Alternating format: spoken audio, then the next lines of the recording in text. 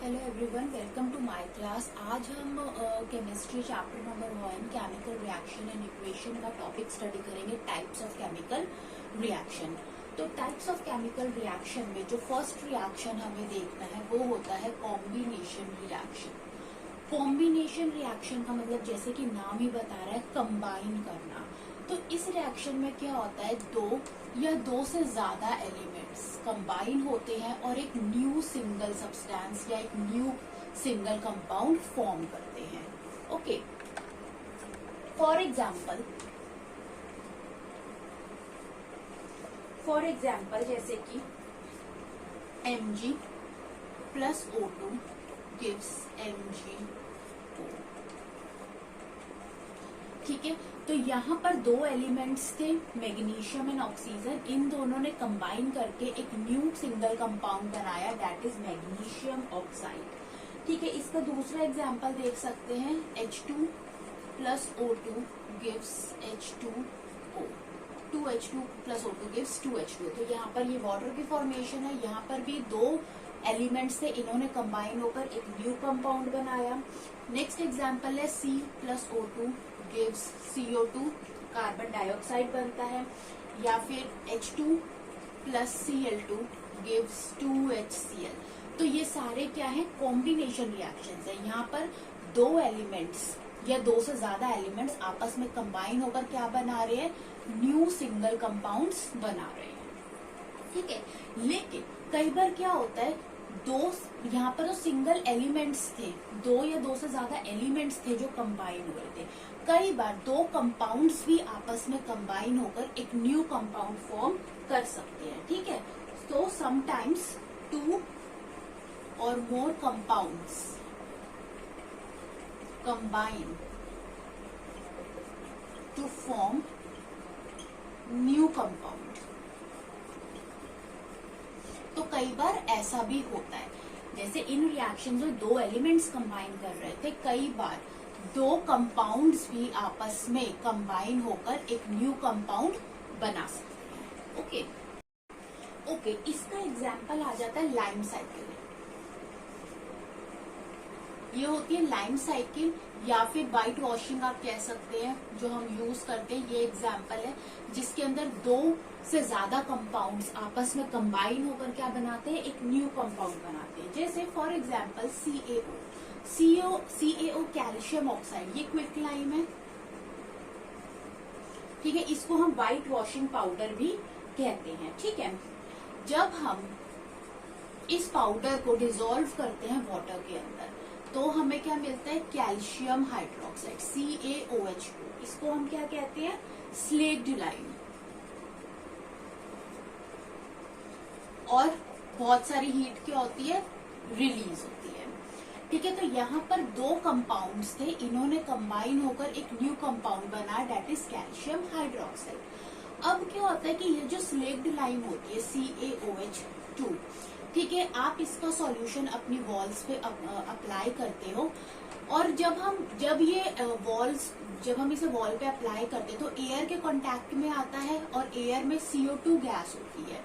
ठीक है, जो कि प्रेजेंट है किसके अंदर, एयर में, प्रेजेंट इन एयर।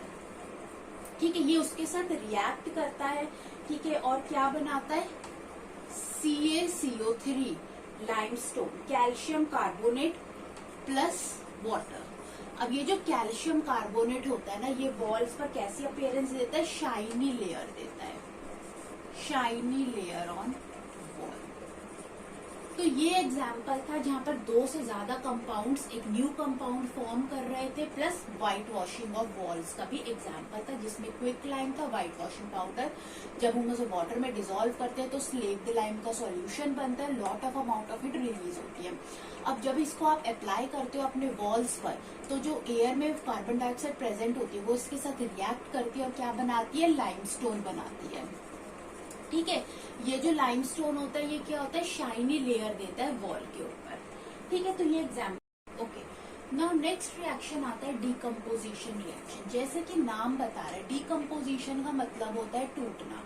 जब एक कंपाउंड दो या दो से ज्यादा सब्सटेंस में टूटता है तो उसको हम कहते हैं डीकम्पोजिशन रिएक्शन। अब ये जो कंपाउंड जो स्प्लिट होता है, तो टूटता है, वो या तो in the presence of heat होते हैं लॉट, जब कंपाउंड हीट एब्जॉर्ब करता है, हमें ये एंडोथर्मिक रिएक्शन होता है, तब वो कंपाउंड ब्रेक होगा। ठीक है, तो ऐसे डिकम्पोजिशन को हम कहते हैं थर्मल डिकम्पोजिशन।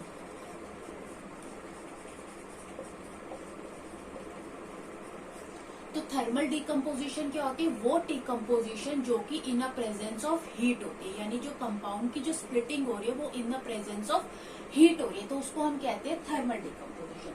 तो सबसे पहले थर्मल डिकम्पोजिशन का एग्जाम्पल देख लेते हैं। फर्स्ट पोजीशन में जैसे कि एग्जाम्पल है CaCO3 है। ठीक है, CaCO3 ये क्या है? लाइमस्टोन है। ठीक है, जब ये इसमें हम lot of amount of heat देंगे, ये हीट एब्जॉर्ब करेगा, एंडोथर्मिक रिएक्शन होते हैं ये। ठीक है, एंडोथर्मिक रिएक्शन होते हैं। जब ये हीट एब्जॉर्ब करेगा तो ये दो चीजों में टूटेगा, CaO में टूटेगा प्लस CO2 में टूटेगा, क्विकलाइन में टूटेगा और कार्बन डाइऑक्साइड में टूटेगा। तो ये एक एग्जाम्पल है थर्मल डिकम्पोजिशन का। ठीक है, इसका नेक्स्ट एग्जाम्पल हम देख सकते हैं potassium chlorate potassium chlorate KClO3। ठीक है, ये होता है पोटेशियम क्लोरेट कहते हैं इसे।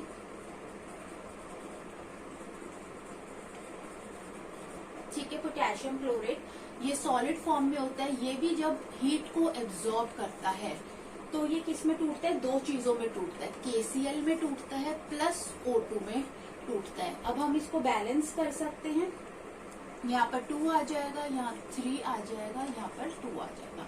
तो ये हो गया रिएक्शन। ठीक है, तो यहाँ पर इसने क्या बनाया? पोटेशियम क्लोरेट ने जब हीट को एब्जॉर्ब किया तो हमारा क्या बना? Potassium chloride. ठीक है, तो यहाँ पर ये कंपाउंड हीट को एब्जॉर्ब करके टूटा 2 और मोर सब्सटेंसेस में। नेक्स्ट इसका एक एग्जांपल देख सकते हैं हम फेरस सल्फेट का, FeSO4। फेरस सल्फेट क्या होता है? ग्रीन कलर का होता है। जब ये हीट एब्जॉर्ब करता है, ठीक है, तो ये टूटता है 3 सब्सटेंसेस में टूटता है। Fe2O3 सबसे मेजर, सबसे ज्यादा यूज होने वाला आयरन ऑक्साइड है, फेरिक ऑक्साइड जिसे हम कहते हैं। ठीक है, प्लस ये टूटता है SO2 में, प्लस ये टूटेगा SO3 में। तो यहाँ पर 2 गैसेस निकलेंगी, sulphur dioxide and sulphur trioxide. ठीक है, इसको बैलेंस कर लो, यहाँ पर Fe2 था, यहाँ पर 2Fe आ जाएगा। ठीक है, तो ये जो भी आप डिकम्पोजिशन रिएक्शंस देख रहे हो, अब यहाँ पर आप देखो ये क्या हो रहा है? In the presence of heat हो रहा है, इसलिए थर्मल डिकम्पोजिशन है। सेकेंड चीज, जो डिकम्पोजिशन रिएक्शंस होते हैं ये क्या होते हैं? जस्ट अपोजिट होते हैं। किसके? Opposite of combination reaction. अगर आप इन रिएक्शंस को उल्टा करके देखो तो ये दोनों कंपाउंड्स यहाँ पर कंबाइन हो रहे हैं और यहाँ पर एक कंपाउंड फॉर्म कर रहे हैं। तो डिकम्पोजिशन रिएक्शंस जो होते हैं जस्ट अपोजिट होते हैं कॉम्बिनेशन रिएक्शंस के। ठीक है, तो ये तो था थर्मल डिकम्पोजिशन। ओके, जो अब नेक्स्ट डिकम्पोजिशन रिएक्शन जो हमने करना है वो हमने देखना है इन अ प्रेजेंस ऑफ इलेक्ट्रिसिटी। ठीक है, जो इलेक्ट्रिसिटी की प्रेजेंस में किया जाता है, इसको हम इलेक्ट्रोलाइसिस भी कहते हैं। ठीक है, तो इसमें एक एग्जांपल देते हैं हम मोल्टन सोडियम क्लोराइड का, NaCl का, जिसमें जब हम इलेक्ट्रिसिटी पास करते हैं तो ये 2 चीजों में टूटता है, सोडियम मेटल में एंड क्लोरीन गैस में। ठीक है, तो अब इसका ये एक अपरेटस है, यहाँ पर हम इसे समझते हैं। ये हमने एक इसका अपरेटस ले लिया और इसके अंदर हमने क्या ले लिया? मोल्टन NaCl ले लिया, जिसका हमें डिकम्पोजिशन करना है। अब यहाँ पर 2 इलेक्ट्रोड्स हैं, ये 2 इलेक्ट्रोड्स हैं, एक है एनोड और एक है कैथोड। एनोड पर होता है पॉजिटिव चार्ज और कैथोड पर होता है नेगेटिव चार्ज। जब आपने इसको बैटरी के साथ कनेक्ट किया और आपने जब इलेक्ट्रिसिटी पास करी तो अब क्या होगा? मोल्टन NaCl है, ठीक है, वो क्या करेगा? टूटेगा, वो स्प्लिट होगा और जो Na है इसके पास 2 आयन्स है, Na पॉजिटिव है और Cl नेगेटिव है। ठीक है, अब Na पॉजिटिव वाले आयंस, क्योंकि इस पर पॉजिटिव चार्ज है, तो ये किसकी तरफ अट्रैक्ट होंगे, नेगेटिव की तरफ होंगे। तो ये जो Na पॉजिटिव होंगे ये कोलाइड किसके साथ कोलाइड करेंगे, कैथोड के साथ कोलाइड करेंगे। अब हमारी बैटरी में इतना ज्यादा पोटेंशियल है कि कैथोड पर अब कैसा रिएक्शन होगा कि ये जो Na पॉजिटिव होंगे इन इलेक्ट्रॉन्स को गेन करेंगे और किसमें कन्वर्ट हो जाएंगे, सोडियम मेटल में। तो हमें कैथोड पे क्या मिलेगा, सोडियम मेटल मिलेगा। ठीक है, तो यहाँ पर मैं लिखते हैं एट कैथोड। कैथोड पर क्या रिएक्शन होता है देखते हैं। जो हमारा सोडियम आयन है Na पॉजिटिव, वो इलेक्ट्रॉन को क्या करेगा, गेन करेगा और किसमें कन्वर्ट हो जाएगा, सोडियम के अंदर। सोडियम मेटल मिलेगा हमें कैथोड पर। ठीक है, अब जो हमारा नेगेटिव आयन है that is chloride ion Cl negative, वो किसकी तरफ अट्रैक्ट होगा, एनोड की तरफ। ठीक है, तो एनोड पर क्या रिएक्शन होगा, एट एनोड ये Cl नेगेटिव किसके साथ हिट करेगा, एनोड पर हिट करेगा Cl नेगेटिव और ऑक्सीडाइज्ड हो जाएगा। ठीक है, यानी ये इलेक्ट्रॉन्स को क्या कर देगा, लूज कर देगा और क्या बनाएगा, क्लोरीन गैस। तो एनोड पर हमें क्या मिलेगी, क्लोरीन गैस मिलेगी बबल्स की फॉर्म में। तो इसने यहाँ Cl2 क्लोरीन गैस और इसने 2 इलेक्ट्रॉन यहाँ से क्या कर दिए, निकाल दिए।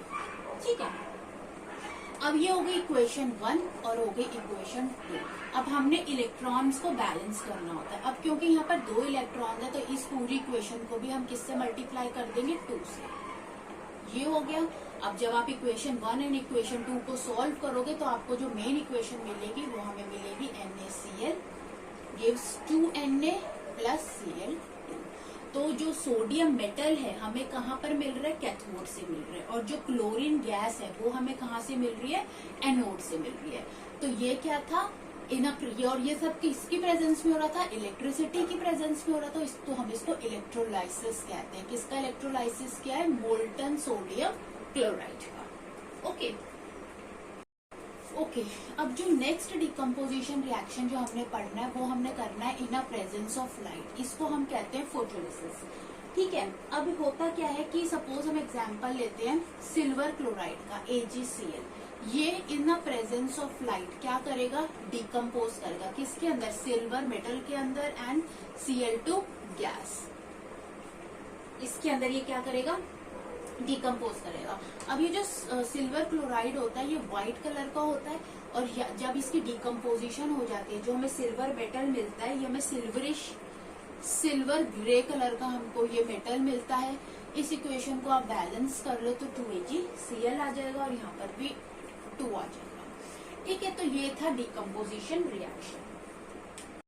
ओके, अब जो नेक्स्ट टाइप आता है केमिकल रिएक्शन का वो आता है डिस्प्लेसमेंट रिएक्शन। डिस्प्लेसमेंट रिएक्शन में क्या होता है कि जब एक एलिमेंट एक कंपाउंड में दूसरे एलिमेंट की जगह ले लेता है, उसको रिप्लेस कर देता है, तो उसको हम कहते हैं डिस्प्लेसमेंट रिएक्शन, या फिर हम इसको कहते हैं सिंगल डिस्प्लेसमेंट रिएक्शन। अब ये होता कैसे, एक एग्जाम्पल के साथ समझते हैं। फॉर एग्जाम्पल, ठीक है, जब हम जिंक की एक स्ट्रिप लेते हैं, जिंक मेटल की जब हम स्ट्रिप लेते हैं सॉलिड, जब हम इसको कॉपर सल्फेट सॉल्यूशन जो कि एक सॉल्ट सॉल्यूशन है, हम इसके अंदर डालते हैं, ये ब्लू कलर का सॉल्यूशन होता है। तो अब होता क्या है कि अगर हम रिएक्टिविटी सीरीज देखें तो हमारा जो ये जो जिंक मेटल है, ये जो कॉपर सल्फेट सॉल्यूशन है, ठीक है, ये एक वीक, ये कॉपर मेटल से बना हुआ है, और जो कॉपर मेटल होता है ये वीक होता है। यानी जो जिंक है ये ज्यादा रिएक्टिव है एज कम्पेयर टू कॉपर। तो जो मोर रिएक्टिव मेटल होता है ना, वो लीस्ट जो वीक, जो लेस रिएक्टिव मेटल है उसको क्या कर देता है, डिस्प्लेस कर देता है और खुद का एक सॉल्यूशन फॉर्म कर लेता है। तो अब जिंक क्या करेगा, कॉपर सल्फेट सॉल्यूशन में से कॉपर को क्या कर देगा, डिस्प्लेस कर देगा और खुद सॉल्यूशन खुद कंबाइन हो जाएगा सल्फेट के साथ और बना देगा ZnSO4। खुद का उसने एक सॉल्यूशन फॉर्म कर लिया। और ये जो डिस्प्लेस्ड कॉपर है जो कि रेड ब्राउन कलर का होता है, इसके डिपॉजिट्स हमको किस पर मिलेंगे, इस जिंक की स्ट्रिप पर मिलेंगे। अब ये एक विजिबल रिएक्शन है, विजिबल चेंज है, क्योंकि copper sulphate solution blue colour का होता है। जब ये डिस्प्लेसमेंट होता है तो जो ZnSO4 फॉर्म होता है ये व्हाइट कलर का सॉल्यूशन फॉर्म होता है। तो हमेशा मोर रिएक्टिव मेटल जो लेस रिएक्टिव मेटल है उसको क्या कर देता है, डिस्प्लेस कर देता है। ठीक है, तो more reactive metal displace less reactive metal इन कंपाउंड। ठीक है, ये एक एग्जाम्पल। नेक्स्ट एक सिमिलर एग्जाम्पल देख सकते हैं Fe प्लस CuSO4। ठीक है, अब इसके अंदर भी जो आयरन है, रिएक्टिविटी सीरीज अगर हम चेक करें तो आयरन जो है कॉपर से क्या है, ज्यादा रिएक्टिव है, इसकी पोजीशन अबव है। ठीक है, अब कॉपर सल्फेट सॉल्यूशन क्या होता है, ब्लू कलर का होता है। अब ये जो मोर रिएक्टिव मेटल है आयरन, इसके अंदर टेंडेंसी है कि ये कॉपर को क्या कर देगा, डिस्प्लेस कर देगा और खुद का सॉल्यूशन बनाएगा फेरस सल्फेट FeSO4, जो कि ग्रीन कलर का सॉल्यूशन होता है। ये भी एक विजिबल एक कलर चेंजिंग रिएक्शन है और यहाँ पर कॉपर क्या हो जाएगा, डिस्प्लेस हो जाएगा। ठीक है, अगर इस रिएक्शन को या इस रिएक्शन को अगर आप उल्टा करके देखो, यानी अगर आप ZnSO4 का सॉल्यूशन ले लो और उसके अंदर अगर आप कॉपर स्ट्रिप को ZnSO4 में डालो, तो कॉपर की अब रिएक्टिविटी क्या है, जिंक से कम है। कॉपर जो होगा जिंक को डिस्प्लेस नहीं कर पाएगा और यहाँ पर कोई भी रिएक्शन नहीं होगा, कोई रिएक्शन टेक प्लेस नहीं करेगा। ठीक है, तो ये वाला जो मेटल होता है, सब कुछ इसको अगर आप मेटल BA कह लो, जो ये वाला जो मेटल होता है ये ज्यादा रिएक्टिव होना चाहिए। ठीक है, as compare to the metal जो कि कंपाउंड के अंदर प्रेजेंट है। ओके,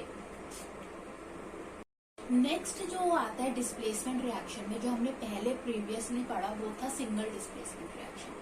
अब जो आता है वो हमने पढ़ना है double displacement reaction. Double displacement reaction में क्या होता है कि दो कंपाउंड्स होते हैं जो आपस में क्या करते हैं, रिएक्ट करते हैं और एक दूसरे के आयंस को क्या करते हैं, एक्सचेंज करके एक न्यू कंपाउंड फॉर्म करते हैं। तो इसको एक एग्जाम्पल के साथ समझते हैं। फॉर एग्जाम्पल सिल्वर नाइट्रेट है, सिल्वर नाइट्रेट का फॉर्मूला होता है AgNO3। इस पे चार्ज देखते हैं, Ag पॉजिटिव और NO3 नेगेटिव। ठीक है, ये एक्वस सॉल्यूशन है। नेक्स्ट जो हमने कंपाउंड देख लिया वो हमने देख लिया NaCl, Na पॉजिटिव और Cl नेगेटिव। ठीक है, अब ये दो कंपाउंड से रिएक्ट कर रहे हैं और एक दूसरे के आयंस को क्या करेंगे, एक्सचेंज करेंगे। यानी कि जो पॉजिटिव होगा Ag पॉजिटिव, ये किसके साथ बॉन्ड बना लेगा, Cl नेगेटिव के साथ, और हमें क्या मिलेगा, AgCl मिलेगा। प्लस जो NO3 नेगेटिव है ये किसके साथ बॉन्ड बनाएगा, सोडियम के साथ, और हमें क्या मिलेगा, NaNO3 मिलेगा। ये positive Cl negative, positive Cl negative, इसको हम कहते हैं सोडियम नाइट्रेट कहते हैं। ठीक है, अब यहाँ पर ये जो AgCl जो हमको मिल रहा है ये व्हाइट प्रेसिपिटेट्स होते हैं। ठीक है, व्हाइट प्रेसिपिटेट्स होते हैं, इसको इसीलिए हम इसको डबल डिस्प्लेसमेंट जो रिएक्शंस होते हैं जहां पर हमको व्हाइट प्रेसिपिटेट्स मिलते हैं, इसलिए हम इनको प्रेसिपिटेशन रिएक्शन का भी एक एग्जाम्पल देते हैं। ठीक है, एक और एग्जाम्पल देख लो, BaCl2 बेरियम क्लोराइड है। इसका रिएक्शन हम देखेंगे सोडियम सल्फेट के साथ, दैट इज Na2SO4। ठीक है, अब B पर यहाँ पर पॉजिटिव और 2 नेगेटिव चार्ज है। सिमिलरली यहाँ पर क्या है, सोडियम पे 2 पॉजिटिव चार्ज, यहाँ पर 2 नेगेटिव चार्ज है। ठीक है, अब क्या होगा, पॉजिटिव नेगेटिव के साथ हो जाएगा, तो Ba2 पॉजिटिव है, ये किसके साथ आ जाएगा, सल्फेट के साथ आ जाएगा और क्या बनाएगा, BaSO4। ठीक है, ये जो BaSO4 बेरियम सल्फेट मिलेगा ये भी व्हाइट PPT फॉर्म करेगा, तो ये भी प्रेसिपिटेशन रिएक्शन का एक एग्जाम्पल है। और नेक्स्ट जो हमको यहाँ पर मिलेगा वो हमें मिलेगा सोडियम, इसके साथ बनाएगा NaCl, 2NaCl बनाएगा, that is sodium chloride. Okay, अब जो लास्ट रिएक्शन जो हमने यहाँ पर पढ़नी है वो हमने पढ़नी है oxidation reduction reaction. Oxidation reduction reaction में क्या होता है, सबसे पहले ऑक्सीडेशन क्या होता है। ठीक है, ऑक्सीडेशन का मतलब होता है ऑक्सीडाइज होना, एडिशन ऑफ ऑक्सीजन। ऑक्सीजन को जब हम ऐड करते हैं तो हम उसको क्या कहते हैं, ऑक्सीडेशन कहते हैं, या फिर रिमूवल ऑफ हाइड्रोजन, इसको दूसरी तरीके से बोलते हैं रिमूवल ऑफ हाइड्रोजन। रिएक्शन में ऑक्सीजन का ऐड होना या फिर हाइड्रोजन का रिमूव होना ऑक्सीडेशन कहलाता है। ठीक है, सेकंड होता है रिडक्शन, क्या होता है, इसका जस्ट उल्टा। ठीक है, एडिशन ऑफ हाइड्रोजन और removal of oxygen.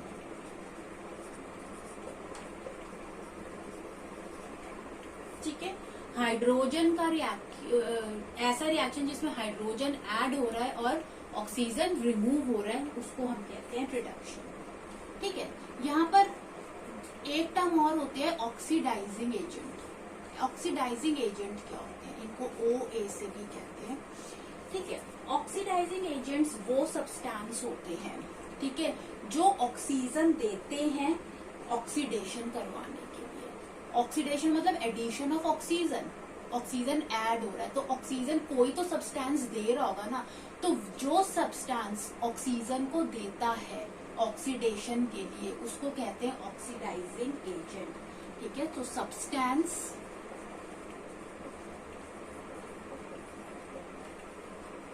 which give oxygen for oxidation, वो क्या होते हैं? ऑक्सीडाइजिंग एजेंट होते हैं। ठीक है, रिड्यूसिंग एजेंट्स क्या होते हैं? रिड्यूसिंग एजेंट्स को आरए से भी बोलते हैं। रिड्यूसिंग एजेंट्स क्या होते हैं? ऐसे सब्सटेंस, रिडक्शन में क्या होता है? एडिशन ऑफ हाइड्रोजन होता है, तो ऐसे सब्सटेंस जो हाइड्रोजन देते हैं रिडक्शन के लिए उनको कहते हैं रिड्यूसिंग एजेंट्स। ठीक है, सब्सटेंस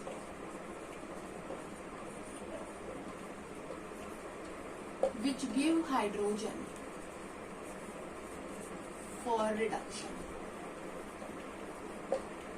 ठीक है, उनको क्या कहते हैं? Reducing agents. ठीक है, अब इन दोनों चीजों को हम क्या करते हैं कि एग्जाम्पल के साथ समझते हैं। ओके, अब इसको एक एग्जाम्पल के साथ समझते हैं। For example CuO plus H2, जब हमने इसको हीट किया तो हमारे पास मिला Cu प्लस H2। ये हमारे पास एक रिएक्शन है।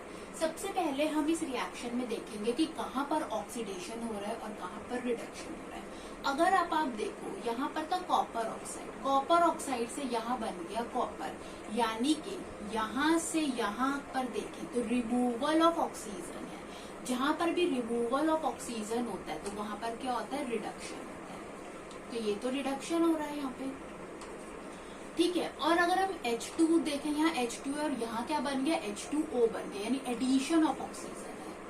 ठीक है, तो यानी जहां पर भी एडिशन ऑफ ऑक्सीजन होता है वहां क्या बनता है? ऑक्सीडेशन होता है। ठीक है, तो ये तो हमें पता चल गया कि ऑक्सीडेशन कहाँ हो रहा है और रिडक्शन कहाँ हो रहा है।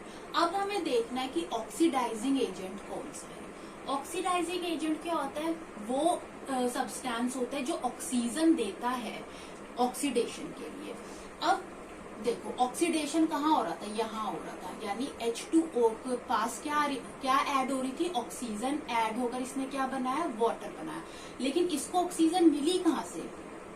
ये ऑक्सीजन इसने इसको दी, तभी इसको ऑक्सीडेशन हो और यहाँ पर क्या बन गया? वाटर बन गया। तो CuO जो है ये क्या है? ऑक्सीडाइजिंग एजेंट है। ठीक है, नेक्स्ट है रिड्यूसिंग एजेंट। अब रिड्यूसिंग एजेंट क्या? अब यहाँ पर देखो, जो CuO था, CuO ने अपना ऑक्सीजन दे दिया H2 पर और यहाँ पर क्या बना दिया? H2O बना दिया। ठीक है, लेकिन यहाँ पर ऑक्सीजन के रिमूवल के लिए ले कौन रहा है? H2 ले रहा है ना, तो H2 क्या है? यहाँ पर रिड्यूसिंग एजेंट है। ठीक है, तो रिड्यूसिंग एजेंट क्या है? H2 है। क्यों? क्योंकि हाइड्रोजन जो है इज रिस्पॉन्सिबल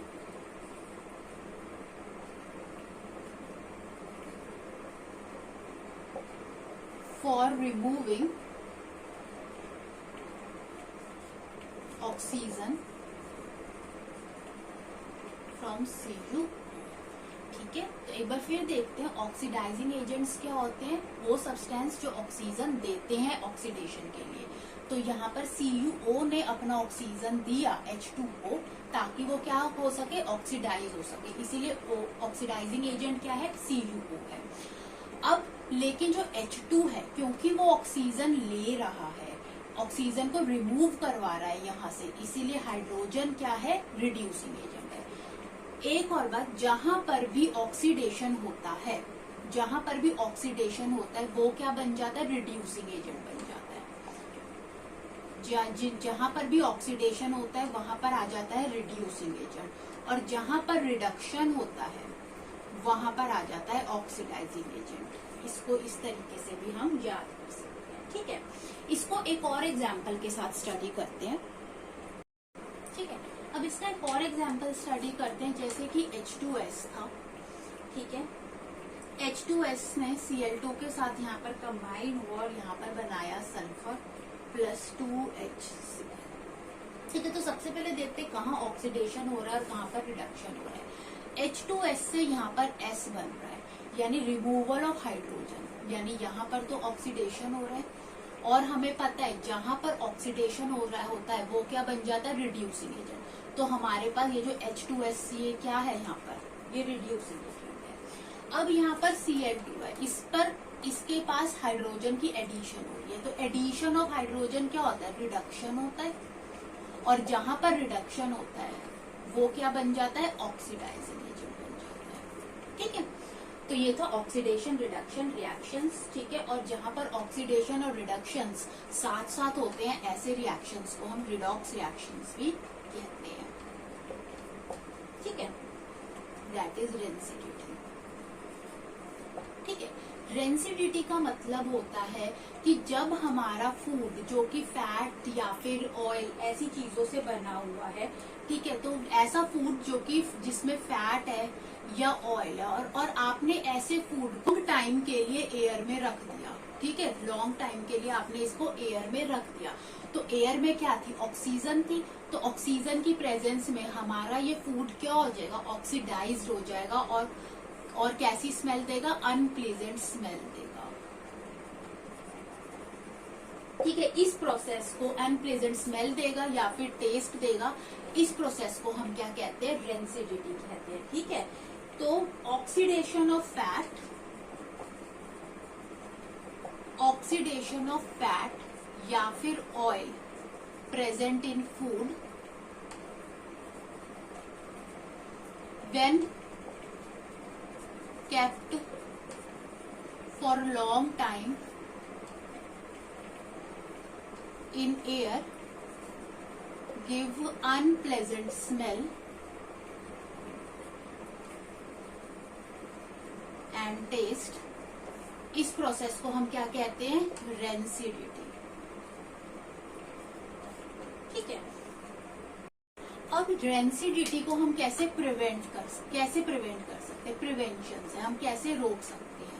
तो पहला होता है कि हम अपने फूड को किसमें स्टोर करें, एयर टाइट कंटेनर्स में स्टोर करें। स्टोर फूड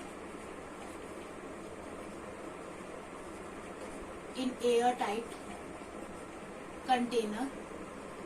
अगर हम अपने फूड को जिसमें फैट या ऑयल है उसको एयर टाइट कंटेनर में अगर हम स्टोर करेंगे तो ऑब्वियसली वो फूड ऑक्सीजन के साथ रिएक्ट नहीं करेगा और ऑक्सीडेशन क्या हो जाएगा, प्रिवेंट हो जाएगा। सेकंड हम कहते हैं store food away from light.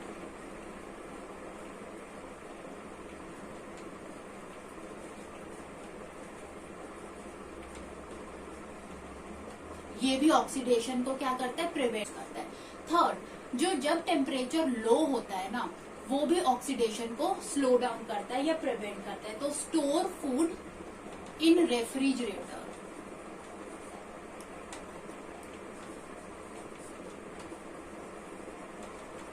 Store food in refrigerator, low temperature reduce oxidation, ये ऑक्सीडेशन रोकता है। फोर्थ होता है एंटीऑक्सीडेंट्स आप यूज करें। एंटीऑक्सीडेंट्स क्या होते हैं, ये रिड्यूसिंग एजेंट्स होते हैं। ये रिड्यूसिंग एजेंट्स होते हैं और रिड्यूसिंग एजेंट्स क्या करते हैं, ऑक्सीडेशन होने से रोकते हैं। Reducing agents prevent oxidation. तो एग्जाम्पल है जैसे कि यहाँ पर, जैसे कि BHA है, ठीक है, हाइड्रोक्सी एनिसोल कहते हैं, फुल फॉर्म इंपॉर्टेंट है, याद कर लेना, या फिर BHT butylated hydroxy toluene, butylated